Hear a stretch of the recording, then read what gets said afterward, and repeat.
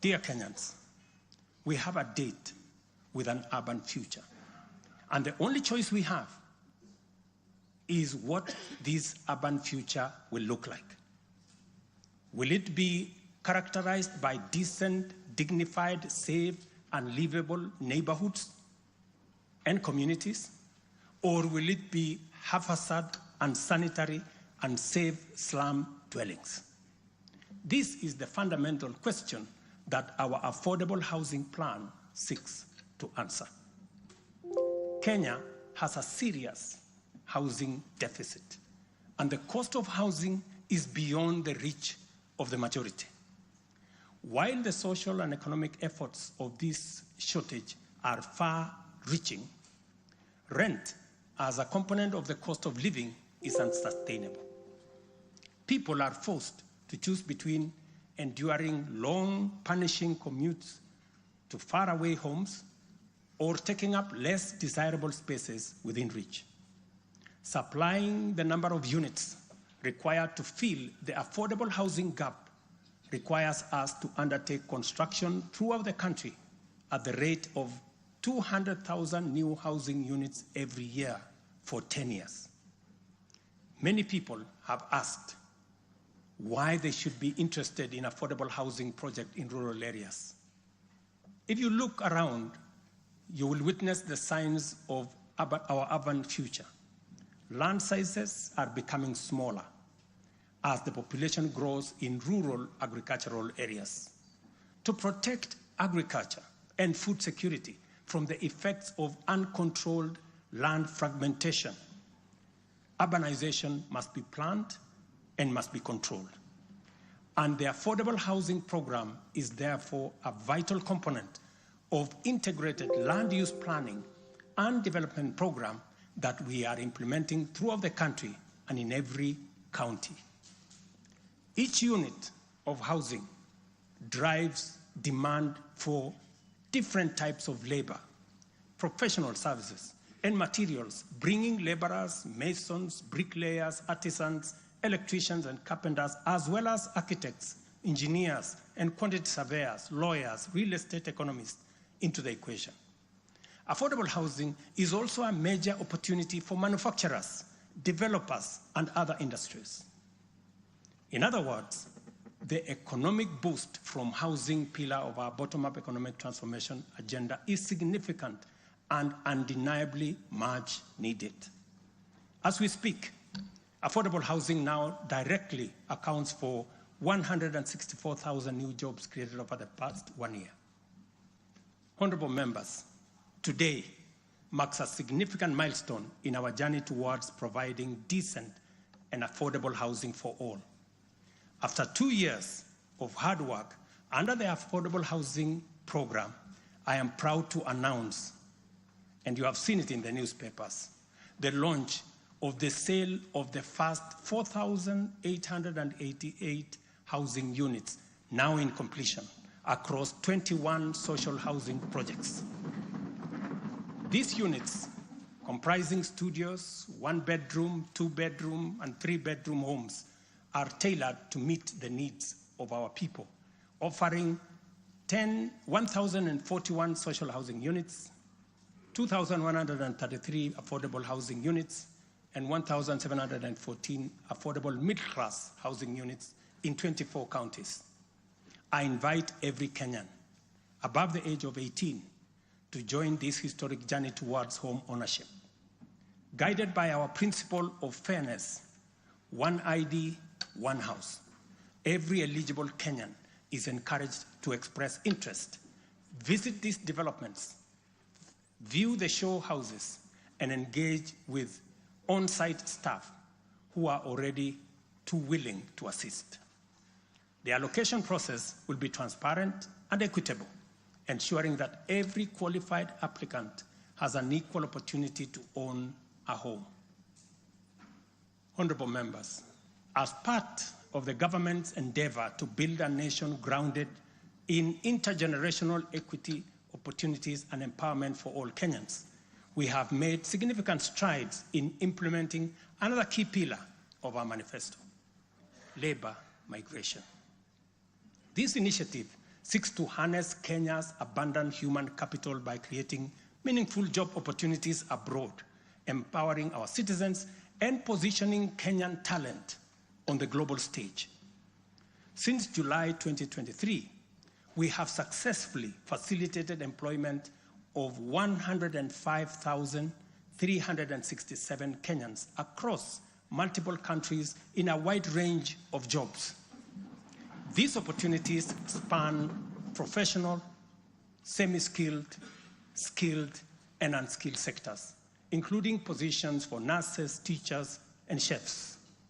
The National Employment Authority, the lead agency driving our ambitious initiative to create jobs opportunities for qualified Kenyans locally and internationally, currently has a role of 560,000 job openings worldwide. I have encouraged many members to participate in this space. Our focus extends beyond destinations such as the United Kingdom, Canada, Australia, Bahrain, Oman, United Arab Emirates, Germany, Saudi Arabia, Kuwait, and Qatar. We are also expanding our reach by actively negotiating bilateral labor agreements with new potential markets, including Russia, Poland, and Jordan. These efforts are driven by our commitment to open up new pathways for employment, ensuring that Kenyans are well represented in the global workforce. In the digital economy, we are expanding last-mile fiber optic connectivity using the extensive Kenya Power Transmission Lines network to the most remote and underserved areas of Kenya, and making significant strides to establish digital and ICT hubs. This has created a foundation for digital transformation, enabling IT economy workers, young digital creators, and entrepreneurs to access a wealth of opportunities locally and globally. By bridging the digital divide, we are empowering our youth to compete on an equal footing in the global marketplace and showcasing Kenya's ingenuity and innovation. I congratulate members of this august House for being part of this grand digital plan. Your support, encouragement, and effort is duly recognized. We have also prioritized the empowerment of individuals within the informal sector by unlocking their potential through targeted investment. This includes accessible loans, capacity building programs, and regulatory reforms designed to ease growth. A notable achievement is the partnership with the banking industry, which I participated in a month ago. This extended an additional 150 billion in loans to micro, small, and medium enterprises, complementing the government's efforts to nurture this vital sector. On financial inclusion, we have made remarkable progress through the Hustler Fund. To date, this innovative initiative has disbursed Kenya shillings 60 billion, benefiting 24.6 million Kenyans and mobilized over 3.3 billion in savings. The fund maintains a repeat customer base of 8.5 million beneficiaries with a repayment rate of 79%. To mark the fund's second anniversary, we have taken a bold step by launching a third product specifically tailored for small and medium enterprises. This new initiative will initially target 2 million beneficiaries who have demonstrated a strong credit history with the fund. By so doing, we aim to create a pathway for these entrepreneurs to transition into the formal banking system, thereby deepening financial inclusion and strengthening the SME sector. This milestone underscores our commitment to build a financially inclusive and economically resilient nation. The progress we have made has been possible only because the people of Kenya have been courageous, strong, determined, and patriotic. It has also been enabled by a number of early interventions under our bottom-up economic transformation agenda, and at the same time, created space for us to implement the agenda in full. As we proceed, With implementation, we expect to quickly capitalize on the gains we have secured and invest resources in the economy with an emphasis on strategic pillars of our plan. As more projects get off the ground, more people get hired, liquidity levels improve, more money ends up in people's pockets. Honorable members, you know we are a democracy. Democracy is a founding principle and defining value of our nation. Democracy is hard-won, non-negotiable right and guarantees freedom that we are proud of and must always defend. Our national democratic culture expresses itself energetically through robust discourse, boldly speaking truth to power and holding leadership to account. It is a tradition of fearless expression and vigorous public participation. This is who we are, and there is nothing anyone can do about it. We understand, therefore, that protests are always legitimate and permitted by the Constitution. Protests are conducted by citizens who are peaceful and unarmed. Assemblies, demonstrations, and picketing to advance constitutionalism, increase accountability, and defend the rule of law are constitutional imperatives. Conversely, mobilization in pursuit of criminal agenda, chaos and anarchy are explicitly forbidden because we all have a duty to defend our republic, our constitution, and the rights of all people. The government, in particular, must remain vigilant at all times against modern threats to the sovereignty and territorial integrity of our nation, as well as public order, peace, and security. In this digital era, characterized by transformative innovations, including artificial intelligence, it has never been easier to inform, educate, and entertain the people. At the same time, it has never been easier to misinform, mislead, disinform, incite, and alarm the public.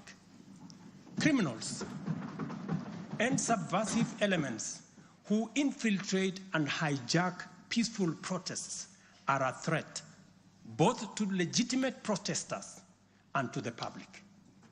Incidences of violent criminality in the name of protests threaten the safety of innocent people, public assets, private property, and the social order.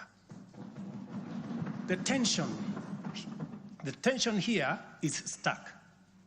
We have a democracy which we are proud of, must defend, and should deepen by all means. And at the same time, we have citizens whose lives, rights, we must protect, and a nation whose security, stability, and prosperity we must safeguard. The task at hand is complicated if citizens and state agencies dilute the distinction between the lawful and the criminal, the just and the unjust, thereby making it difficult to tell protesters and security officers from bandits, gangsters, and criminals. It is only by following the law that we are able to achieve our aims and apportion accountability properly. It should not be possible for robbers and looters to escape accountability by claiming that they were taking part in a protest. Likewise, it should not be possible for security officers to wound, maim, or even kill citizens and claim that they were engaging violent criminals. We all have a duty to make the necessary distinction and to do so clearly to protect democratic expression and guarantee public safety and security. I must now confront an issue of widespread concern regarding the relationship between citizens and the security services in the context of immense threat and intense political dynamism. Numerous allegations have been made concerning disappearance of people during protests. A number of these cases have been resolved, while others have been uncovered as fake news, undermining efforts to find genuine cases of missing persons. A good number of alleged disappearances have also turned out to be arrests made by police officers. In such cases, the suspects have been duly arraigned in court. I must, however, make it very clear that there is no attempt to justify or excuse illegal arrests. Such would be a serious threat to the life and liberty of citizens. I condemn any excessive or extrajudicial action which puts the life and liberty of any person at risk, including disappearances and threats to life. I urge all Kenyans with information about such cases to forward the information to the Directorate of Criminal Investigation and to IPOA, where they suspect members of the police service to be implicated. I am aware, for example, that many of the cases that have been raised are being handled by the Independent Police Oversight Authority, an important step in accountability and justice. Many citizens, as well as various organizations representing and championing women's rights and welfare, have expressed concern about gender-based violence and the increasing cases of killings of female victims by male criminals motivated by primitive expressions of gender-based brutality and impunity. Left unaddressed, these incidents will cause the women of our nation to feel increasingly unsafe, even in their own homes. This is both tragic and unacceptable. It also complicates, in disturbing ways, the struggle by Kenyan women for inclusion, for equality, for dignity, social justice, their rights, their protection, a section of our society that has been marginalized for a long time. I am aware that most of these cases of murder of women by men have been investigated and prosecuted. It is my hope that in due course, those found culpable will face the full force of the law.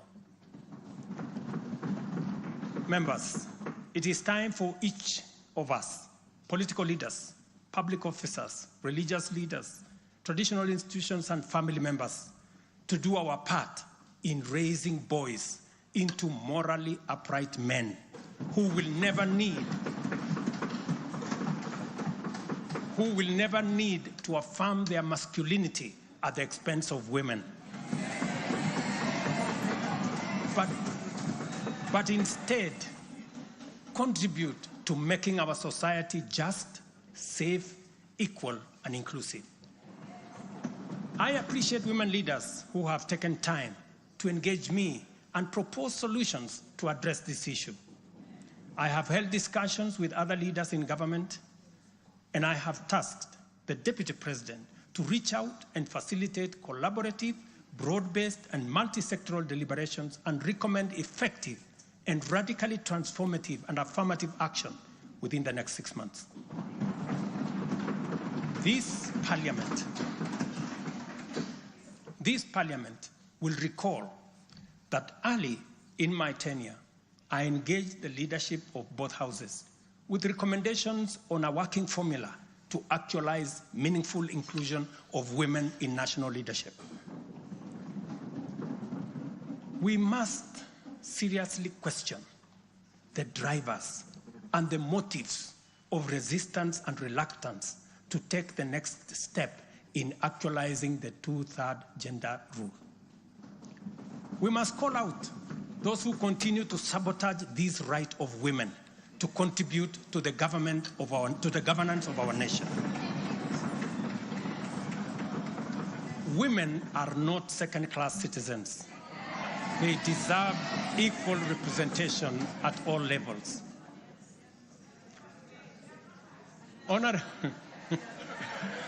Honorable members,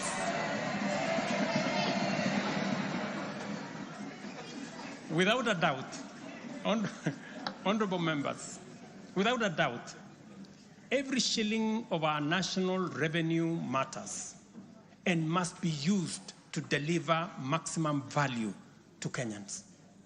Wastage, corruption, and the abuse of office are grave risks to national transformation and a direct threat to the well-being of the people.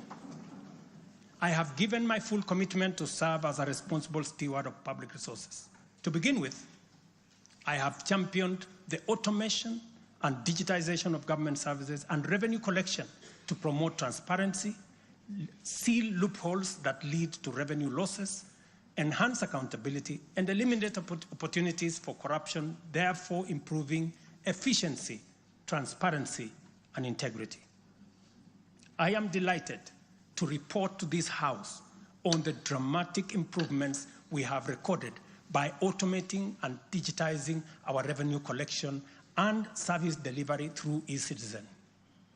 We have so far digitized 20,855 government services, up from 350 in 2022, representing an increase of almost 6,000%, while we have significantly improved revenue collection. Take the case of Kenya Wildlife Service, whose total revenue for the year ending June 30th, 2023 was 5.3 billion. But after implementing a digital revenue collection system, the revenue grew to 7.6 billion in the year ending June 30th this year, representing a 43% increase. This initiative alone has firmly put KWS on the path to self-sufficiency, freeing the corporation from reliance on exchequer support. I commend the teams at KWS, as well as all other government institutions that have leveraged technology and the digitization process to improve revenue collection. Under the Digital Health Act that you members passed in this House, we are determined to enhance efficiency and transparency provided by technology in the provision of healthcare services to eliminate fraud and fake claims. Tax revenue mobilization by the Kenya Revenue Authority, starting with its customs revenue system, is equally being worked on to ensure that revenue leaks are eliminated. Because corruption is a serious risk to social justice, sustainable development, and national security, and the bottom-up economic transformation agenda, I am harnessing our working relationship with other arms of government to encourage the judiciary and parliament to enhance integrity and efficiency by adopting digitization and automation.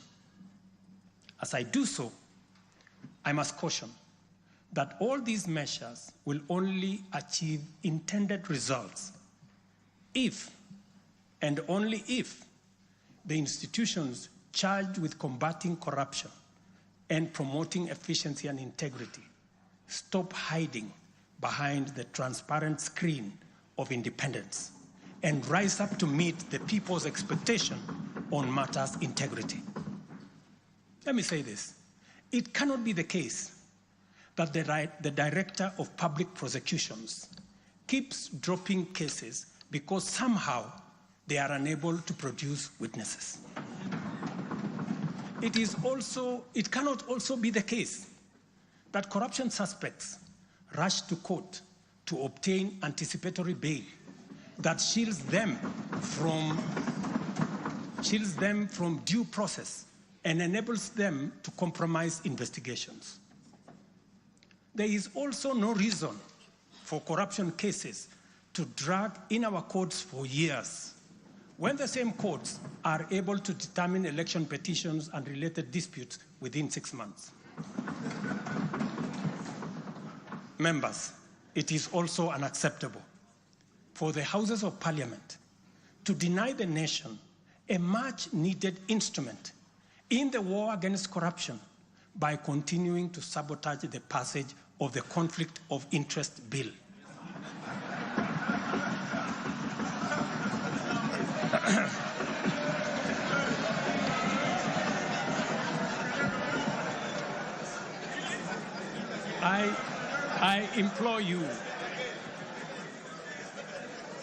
I implore you, honorable members, to stop dragging your feet on this bill, unless, my friends, there is a conflict of interest in the passing of the conflict of interest legislation.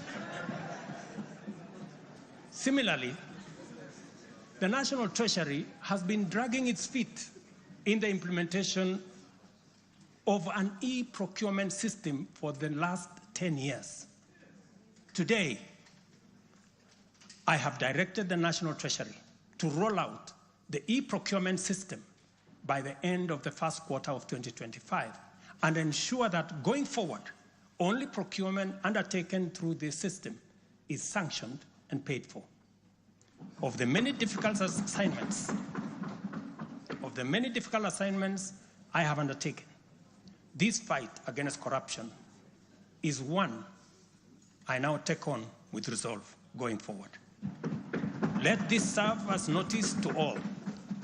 Independent institutions charged with this responsibility must up their game, pull up their socks, and match up to the expectations of the people of Kenya. Honorable members, I have stated in the past and now reiterate today that in the face of undisputed evidence or credible information on corruption, I will not hesitate to take decisive action. Accordingly, I now direct, in furtherance of the principles enshrined in Article 10 of the Constitution on transparency and accountability, and based on new information provided by investigative agencies and partner nations, that the procuring agencies within the Ministry of Transport and the Ministry of Energy and Petroleum immediately cancel the ongoing procurement process for the JKIA expansion public-private partnership transaction, as well as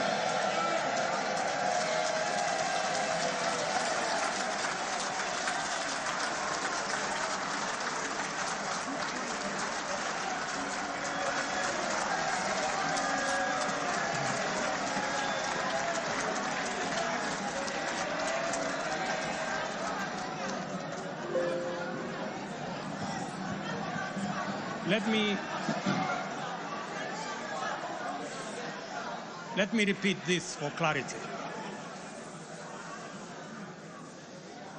I have said that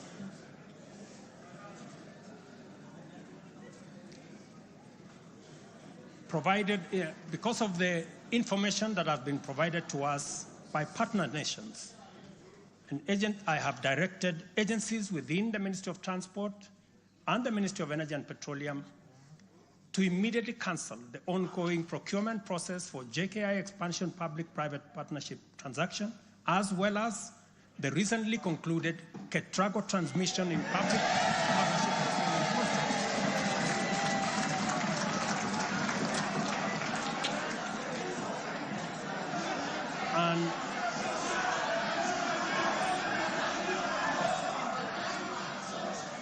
And immediately commence the process of onboarding alternative partners, because these are important projects.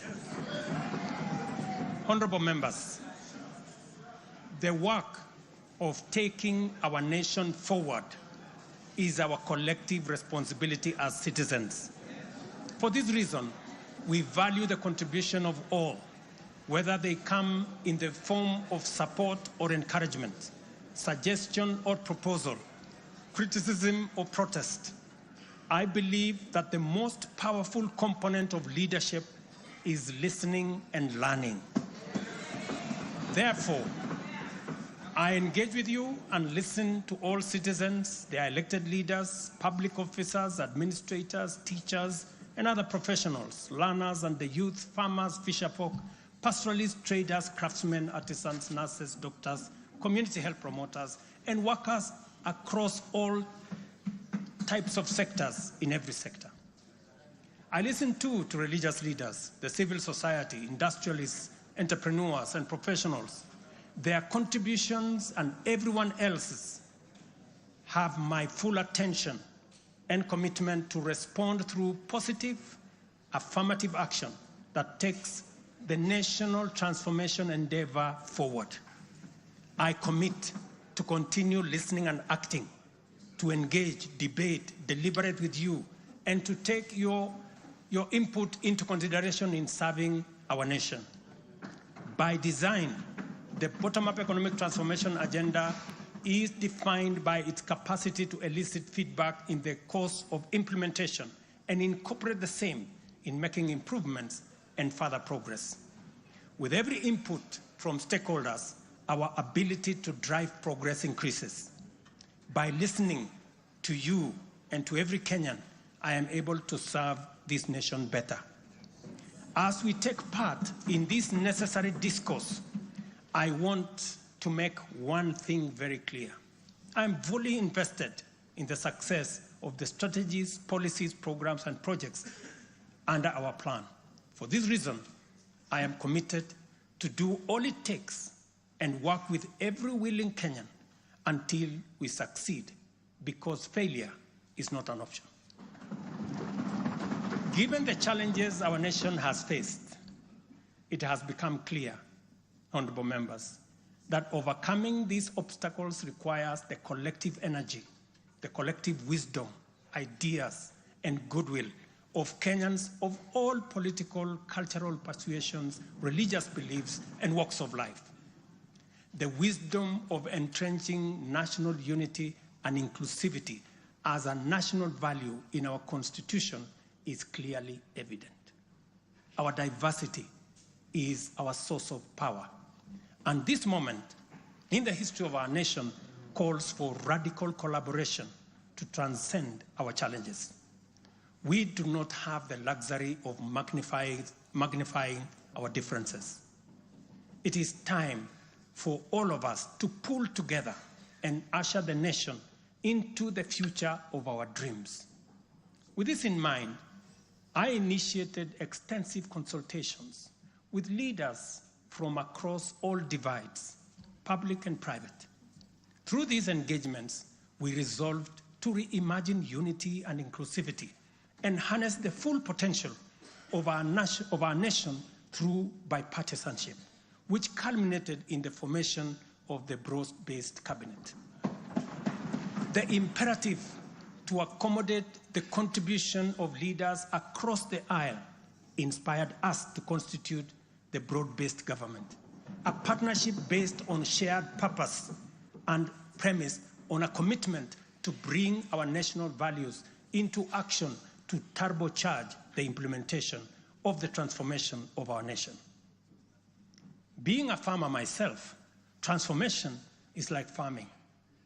A lot of resources are invested in plowing the land and planting the seeds, after which there is nothing to see for all the work except stretches of bare earth.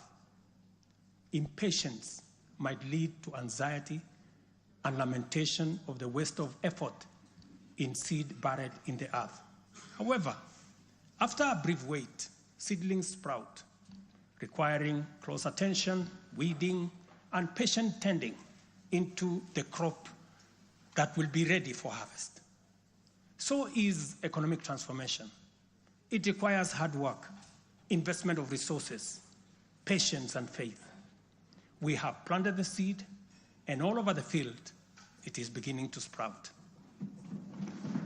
While admittedly there remains much to fulfill, our collective hope to deliver the national economic transformation that this nation so dearly deserves is on course. I am proud to declare that we have also made undeniable progress in building on the strong foundation laid in previous years and getting the national development project off the ground. Honorable members, from the reports that I have the honor to table for your consideration and debate, there is reason to be optimistic that our forward march is unstoppable and that our capacity and commitment to live and work by our national values and principles of governance are stronger than ever before. Our nation is a proud member of the international community, making our contributions to the global progress boldly and with great determination. We stand collectively facing the dawn with confidence that our expectations of a bright daylight is not in vain. In summary, honorable members, and all fellow citizens, the state of our nation is resilient. And now, honorable speakers, it is my pleasure to submit to Parliament the following 3 reports as required by the Constitution. Number 1 is the report on all measures taken and progress achieved in the realization of national values. The second, report on progress made in fulfilling the international obligations of the Republic of Kenya. And the third, report on the state of our security. Now, therefore, I hand over the reports to the Speaker of the Senate and to the Speaker of the National Assembly. Thank you all. God bless you, and God bless Kenya.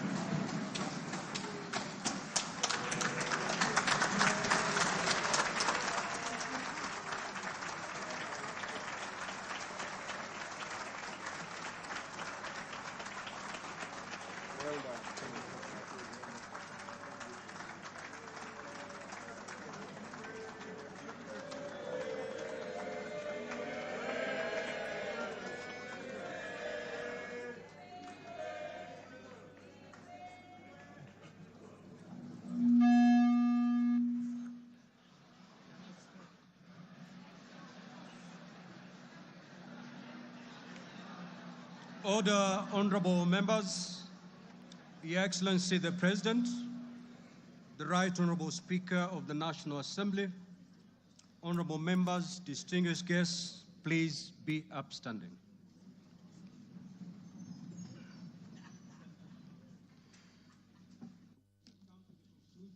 Business of the day, and it is now time to adjourn. The Senate stands adjourned until Tuesday, the 26th of November, 2024, at 2:30 p.m. in the Senate chamber.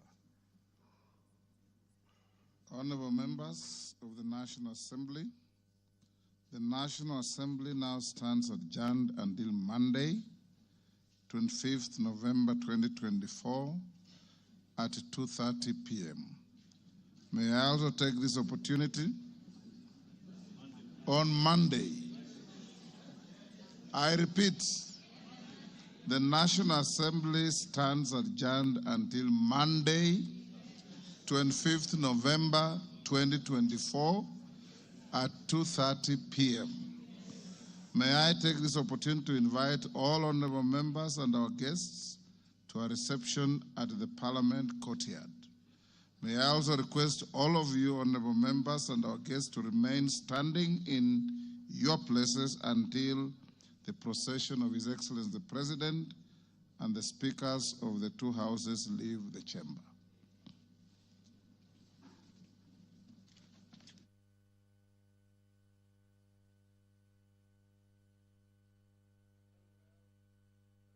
There you have it, the much-awaited State of the Nation address by President William Ruto that has taken